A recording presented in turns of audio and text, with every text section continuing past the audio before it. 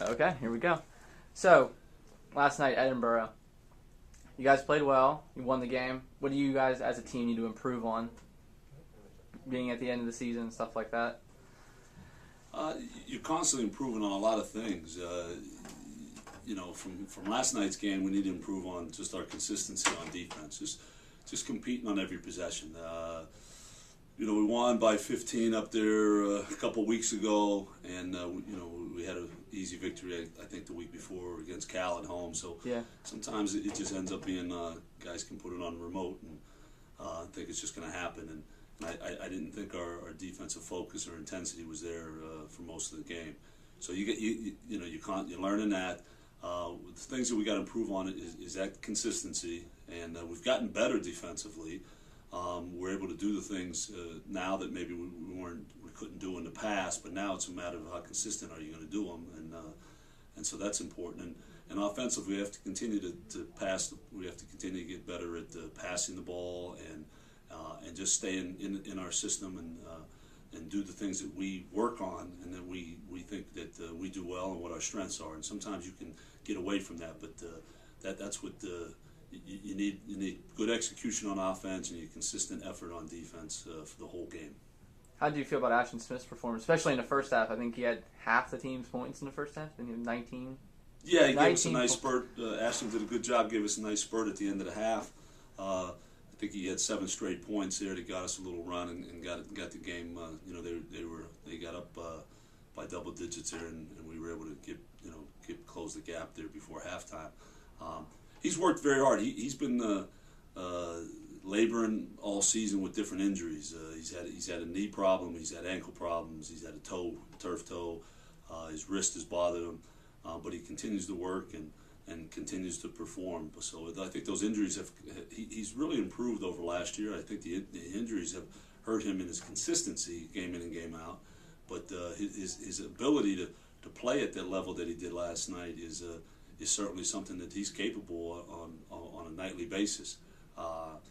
And we don't necessarily look for him or structure it that he goes out and gets 25 a night, but we needed him to last night, and he certainly came through with us. And at the end of games, he's a guy we want to put the ball in his hands, and he knows that. And last year was Tom Young, and this year we need Ashton to be that guy. And he made a great shot last night, but I certainly wasn't surprised by that.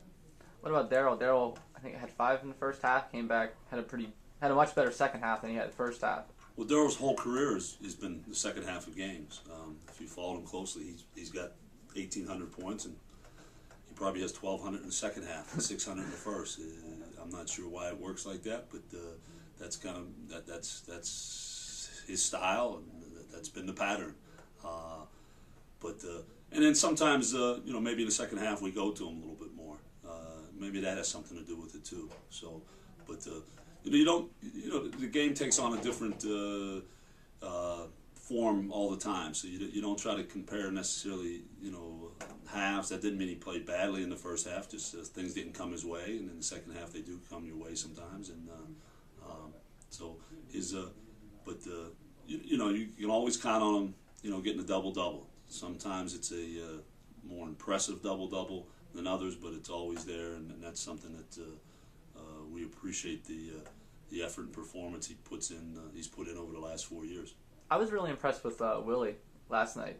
Seemed like he had a tough matchup with the big guy underneath, and I thought he did pretty well for himself. Got a double-double.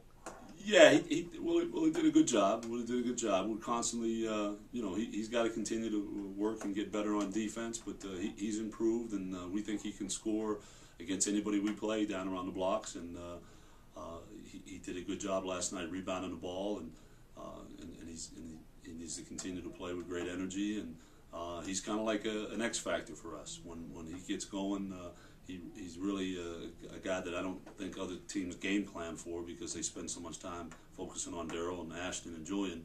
So when Willie's very capable of having good nights, scoring and rebounding the ball, and he's a guy that it really gives us takes us to another level when he's can perform like that. So going on to Clarion on Saturday, you guys lost to him at home earlier in the season. What improvements did you need to make going into this game that you guys didn't? Well, I thought we played really good defense last time we played Clarion. We didn't sound very oversimplified, but we didn't make enough shots. And it's even more important against Clarion because they're the best transition team in the conference, which means when you miss shots, they have more chances to go down and fast and have an advantage to score on you. But when you make shots, you can get your defense set. Yeah. Okay, your defense won't be set as much. So it's a double-edged sword. When you don't make shots, they're going to run with it, and they're going to be hard to guard at their end. Okay, so it's important for us that we can control that type of tempo, be efficient on offense, take good shots, and if we take good shots, the more good shots you take instead of tough shots, that's the higher your percentage is going to be, the less opportunities they have to get out and run before your defense is set. So I think that's the biggest improvement we have to make as our offensive efficiency. Is it going to be hard for you guys next week? You have to make up that game at Lock Haven on Monday.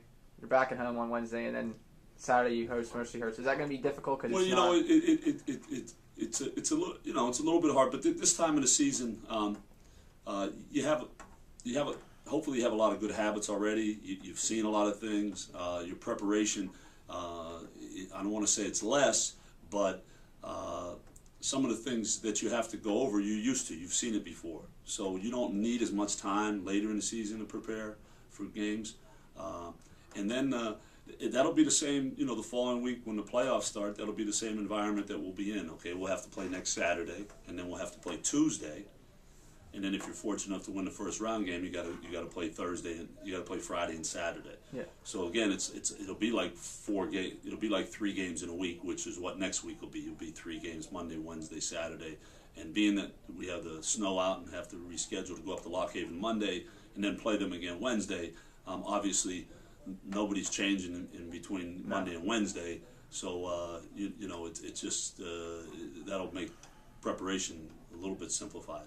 How much focus do you have to take? Everyone's focusing on next Saturday's game, being it's Mercyhurst, and they're one of the better teams in the conference. Do you have to take your team and focus them on, okay, we got to get past Clarion and then Lock Haven, so they don't focus on that Mercyhurst game? Well, Clarion's beaten us the last 2 times we played. So, right now I don't think it's a problem with our guys being focused on Clarion. Our guys aren't thinking about next Saturday at all. Okay. And I'm not thinking about next Saturday at all. We only want to control what we can control that's right in front of us. Okay, and you got to play every possession, and you got to play every day. Only thing we can do is get something done today with the time that we have to try to become a better team today. We don't even worry about Clarion today. We're worried about IUP today, and tomorrow is the same thing. And when we get up to Clarion, then our focus will be on, again, most of our focus will be on how we play, and then some of it will be on Clarion. To me, this time of the year, because you're competing and you're trying to, even get a bid for the NCAA tournament, which is very important. It's almost like a playoffs. I told the guys, a week ago, the playoffs have already started. Okay, it's almost you have to have a mentality. We need to win each game and move on. You need to have that sense of urgency every night you go out and play, and that's what separates teams down the stretch. Okay, that's what gets teams. To be successful, to position themselves to have success in postseason, and that's a mentality that we work to strive to instill in the guys. You mentioned Ashton had a couple injuries. Is there anybody else on the team nursing? Well, Scooter Rankin had, he's had a wrist injury for the past month, and he gets wrapped all the time. And then the other day in practice, he actually strained a ligament in his hand. And Danny Aibo was unable to play last night, which hurt us because he's one of our better defenders inside. He had an operation on his finger. He had a ligament that was torn that needed to be fixed now, or he played with it for about a week, but they decided it needed to be fixed now because it might cause further damage down the road. And so he may be ready for Saturday, he may not, Danny. But other than that, I think we're pretty healthy. Okay. We're good. All right.